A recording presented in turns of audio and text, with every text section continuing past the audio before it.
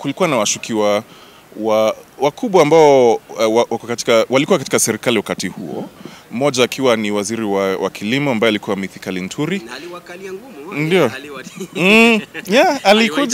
Alituza majina na akasema kuwa sisi ni wanahabari ambao hatujui ile kazi tunafaa kufanya. Mo Radio 88.2 FM. Nakumbuka tu alikuwa anazingatia huo John Alanamu ambaye ni alianzisha kampuni hii ya Africa Uncensored. Lakini kile ambacho naweza kusema kinatusikitisha sana ni kuwa hata tukifanya kazi yetu ya kufichua vitu hivi, ni sisi si polisi, hatuwezi kwenda kwa watu hao na kuuliza kwa nini mlifanya hivi, afu hatuwezi kupeleka kotini. Kuna hii kampuni inauza mchanga kwa wakulima ikiwaambia ni mbolea na kumbe si mbolea halali. Alright. Safi tu, naye bwana hapa jina kubwa anaitwa Eric Mogendi. Africa Uncensored, shirika kubwa sana hili, linakuwa kwa kasi mno na wanatekeleza mambo makubwa tu. Kaka, labda ukikaribia hapo utatueleza mwanzo kabisa unahisi vipi kwa hapa?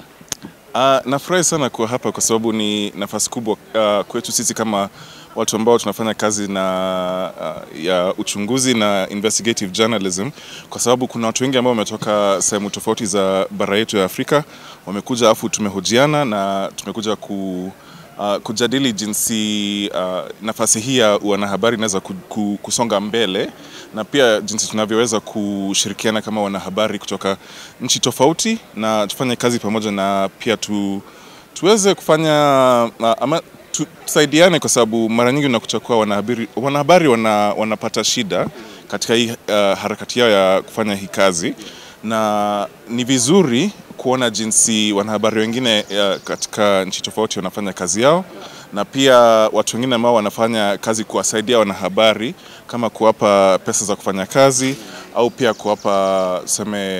kuwafunza jinsi ya kutumia teknolojia ama vifaa kama AI na kutengeneza podcast na vitu kama hivyo, bila unaweza kufanya kazi kama hiyo. Yeah. Kaka, tumeona sana mkitekeleza mambo makubwa sana, mmefanya taarifa kubwa sana ikiwemo fake fertilizer, taarifa ambayo iligonga vichwa vya habari sana. Vile vile mmefanya taarifa kuhusiana na migogoro ya mashamba, watu wameporwa mashamba hii town.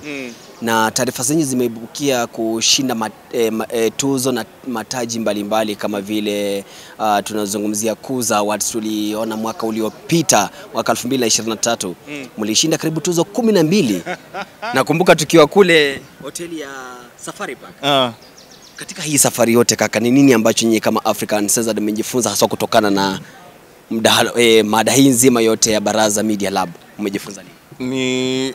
Kwanza tulikuwa na nafasi ya kuungana na wanahabari kutoka sehemu tofauti na kusikia jinsi kazi yao inatekelezwa na mashida ambazo wanapitia, kwa sababu mara nyingi tukijilinganisha sisi kama wanahabari nchini Kenya na tuna shida, lakini ukiangalia kama Uganda ma nchi nyingine ambapo serikali inaingilia katika kazi hii ya kufanya wanahabari, watu kama sisi ambao tunafanya hii kazi ya uchunguzi na kufichua vitu ambavyo vimefichwa, inaweza kuwa ni ngumu kutekeleza. Kwa hivyo watu wanakuja hapa ili tuonyeshe jinsi ambavyo tunaweza kufanya kazi pamoja. Mara nyingi unakuta kuwa tunaweza kuwapa nafasi ya kuchapisha habari zao sisi kama tukiwa Kenya, alafu kuna mwanahabari ambaye yuko nchi kama Burundi ama nchi ambapo kuna shida ya kuchapisha habari kama hizo, wataturushia, alafu kwa sababu sisi tuko mbali tunaweza kuchapisha bila kuogopa. Alafu pia ni muhimu kuelewa kuwa watu kama serikali ya Marekani ambayo imetoa hii funding kutoka USAID, na mara nyingi USAID walikuwa wanafanya kazi ya kusaidia wanahabari. Kwa hivyo sasa hivi kuna shida kubwa ya kutafuta fedha za kulipia hii kazi. Kwa hivyo kitu ambacho tumekuja kuzungumza pia katika hii Africa Media Festival ni kuwa kuna haja kutafuta njia zingine za kulipia hii kazi. Kwa mfano tunaweza kuzungumza na watu ambao wanatazama habari zetu na kuuliza kama wanaweza kutuchangia pesa ili tuendeleze kazi ambao wanapenda kutazama au kusoma. Na pia mara nyingi tunakuta kuwa tunaweza pia kufanya collaboration na shirika za kama Amnesty International Kwa hivyo wanakuja kwetu wanatuuliza kama tunaweza kuwasaidia kutengeneza filamu ama tunatengeneza vipindi ambavyo viko sawa na vipindi ambavyo sisi tunatengeneza sisi kama African Censored. Kwa hivyo ni vizuri kwanza tupate jinsi ya kuungana na wanahabari wenzetu katika nchi tofauti na pia hata ambao wako mashinani huku nchini Kenya, na tunaweza kuja kwa shughuli kama hii ya Africa Media Festival ili tuweze kuzungumza ama kujadiliana kuhusu jinsi ambavyo tunaweza kuendeleza hii kazi ya wanahabari. Yeah.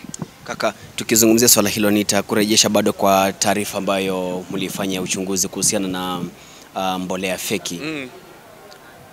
Tuliwaona nyinyi kama African Censored akiwemo John Alam Namu, nitamtaja kwa sababu mliletwa katika bunge la Seneti na vile vile kamati ya Seneti kuhusu kilimo. Angalau mje mjieleze mlipata hii taarifa wapi? Nani mlianzaje mwanzo ndio mkaileta haswa wa Kenya kujua kwamba waliuziwa samadi ya punda, waliuziwa mawe, waliuziwa changarawe. Mlianzaje kaka? Kufanya uchunguzi huo ulichukua miaka 2 kwa sababu kitu ambacho tulianza nacho ni kuna mtu ambaye anafanya kazi katika kampuni hiyo ya kuchimbua nilikuwa diatomite hapo Kariandusi, ndio. Kwa hivyo ulikuwa anaenda wanachimbua hiyo diatomite, alafu anaweka kwa magunia, alafu anapeleka kwa magala ya serikali, alafu anauzia wakulima. Wanaambia wakulima hii ni mbolea ambayo ni organic. Kwa hivyo anasema wakitumia haitachoma mimea, haitaumiza mimea, wakitumia kwa haitaharibu mchanga. Exactly. Alafu kile ambacho tuligundua ni wakulima ambao walikuwa wanatumia hiyo mbolea walikuwa wanapata mazao yao yalikuwa yanapungua. Na ukiangalia mbolea wenyewe ilikuwa powder.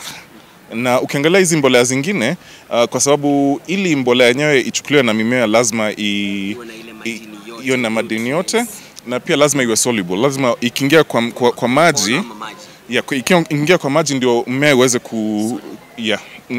ndio ziweze kusaidia mmea, lazima ziingie kwa mchanga, alafu mmea uipate kupitia mizizi, alafu Lakini sasa hii ilikuwa inapata jinsi ambavyo waliweka wanaipata vivyo hivyo. Walikuwa wanaitoa kwa gunia kwanza, alafu ilikuwa inaenda na upepo. Kwa sababu ilikuwa ni changarawe, ni vumbi, na ilikuwa ni kitu ambacho si quality.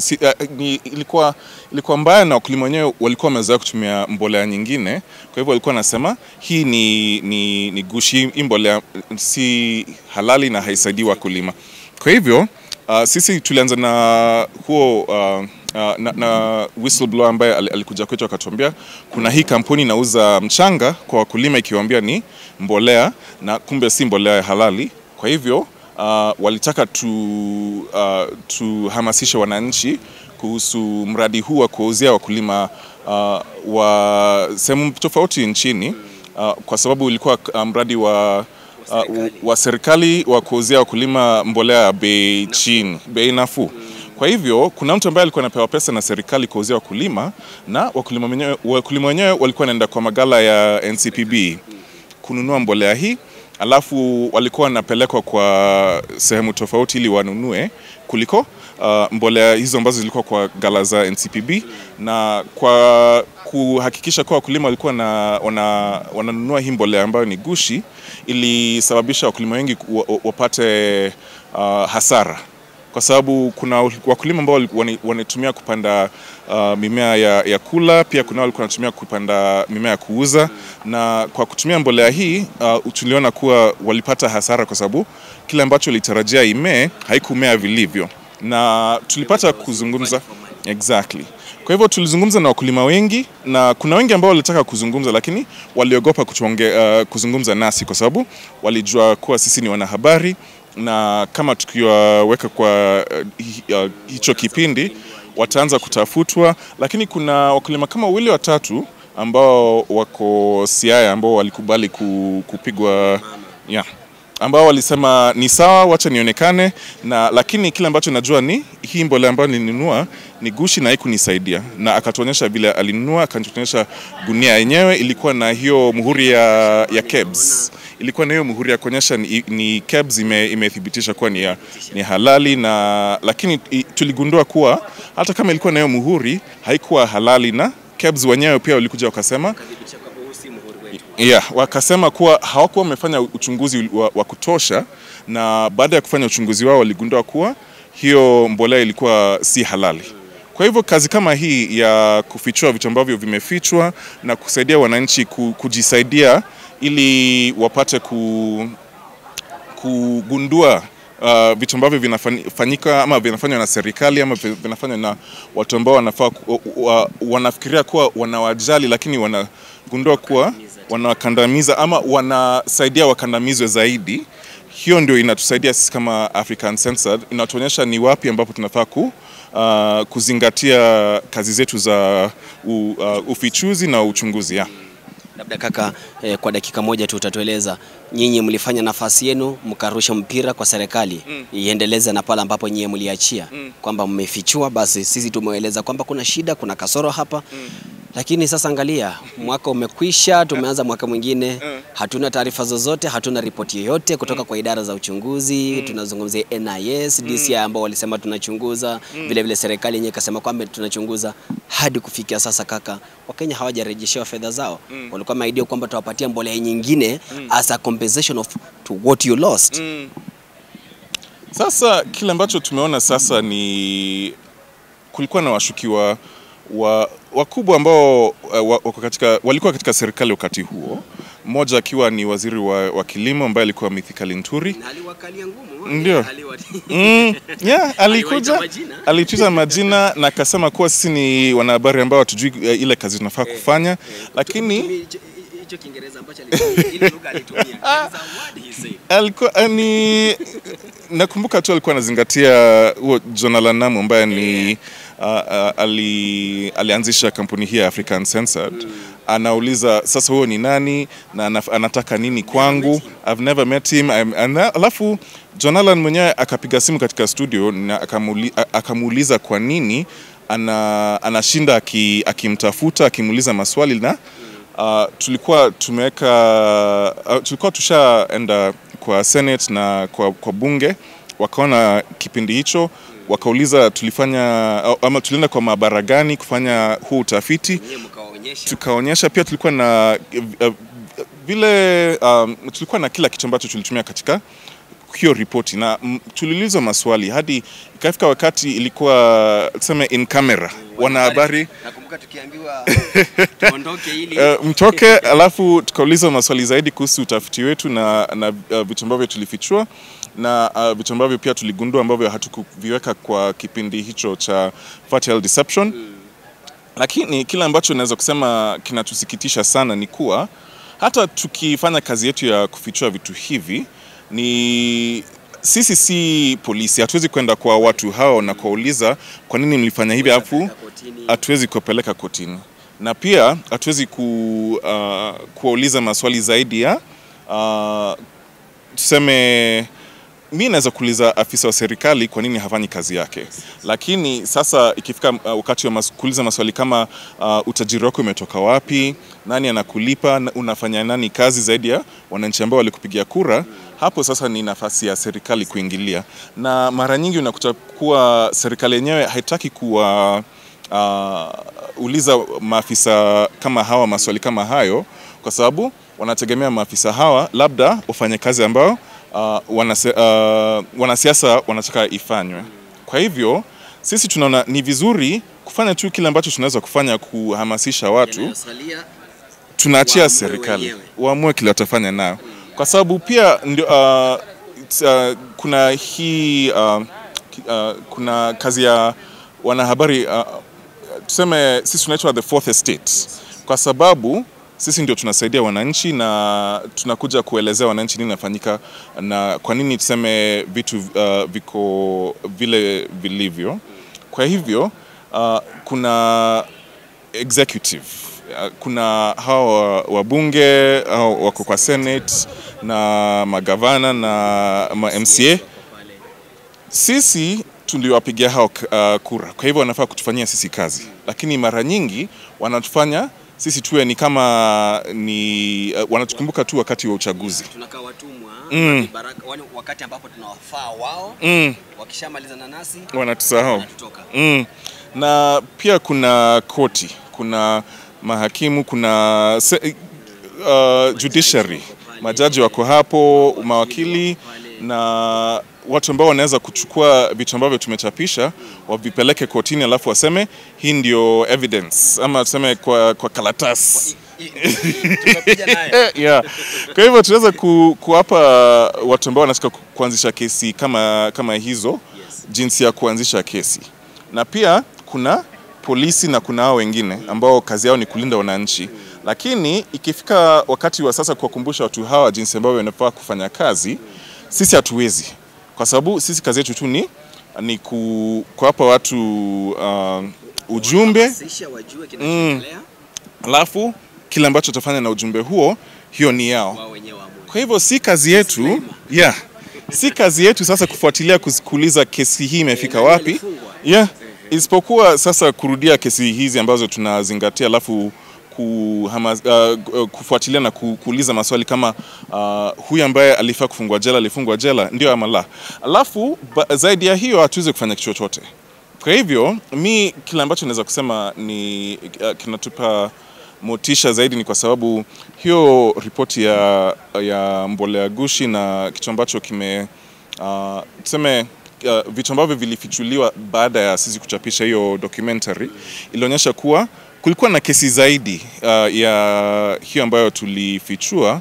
Zilionyesha kuwa hii mbolea ambayo wakulima walikuwa napewa ilikuwa gushi, hadi serikali yenyewe ikasema tutafuatilia kampuni hizi ambazo zinauza hii mbolea, alafu tutafanya vilivyo. Lakini sasa vile wamesema hivyo, sasa tunafaa kuwafuatilia kuuliza wamefanya nini na kesi hizi. Unajua ule jamaa wa Thika akaenda akafungiwa sio yake. Lakini unajua kuna watu walikuja baadaye. Naambia mtego wa panya ni ule unaopata waliokuwemo na wasiokuwemo. Exactly. Kwa hivyo sisi kazi yetu ni kufichua vitu kama hivyo, na tuwezi kufanya zaidi ya hiyo kwa sababu sisi ni wanahabari na habari hawapelekani kotini. Tunazingatia kile ambacho sisi tunafaa kufanya, alafu tunafanya to the best of our ability. Kwa hivyo hata kama tutajaribu na watu wanaona kuwa sisi ndo sasa tunafaa kufuatilia kuhakikisha kesi zimepelekwa kotini, hiyo si kazi yetu. Kazi yetu ni kufichua tu. Kaka, looking at this camera, your parting shot? A parting shot, tuseme hii conference ya Africa Media Festival ambayo imeandaliwa na Baraza Media Lab imeleta watu wengi sana washikadau katika sekta hii ya wanahabari, watu ambao wanafanya kazi ya podcast, wanatengeneza vipindi vya audio, watu ambao wanatumia teknolojia AI na vitu vingine, na inafanyika kila mwaka, na hii ilikuwa mara ya 3 ya hii conference kufanyika, na naweza kusema inatusaidia sisi kama watu ambao tunafanya kazi katika nafasi hii ya wanahabari kushirikiana na wenzetu kutoka nchi tofauti, kutoka vyombo tofauti vya habari, kutoka sekta tofauti, kama watu ambao wanafunza wanafunzi wa wanahabari na vitu kama hivyo. Na naweza kusema kuwa kipindi next year tunatumaini kuwa itakuwa bora zaidi, itatuongezea pia manufaa sisi kama watu ambao tuko katika nafasi hii, na natumaini kuwa tukirudi hapa, kwa sababu imekuwa hii ni mwaka ya pili ambao inafanyika hapa katika museum. Tukirudi hapa mwaka ujao tutapata kuona maendeleo zaidi katika nafasi hii. Asante sana. More Radio 88.2 FM. We are in charge.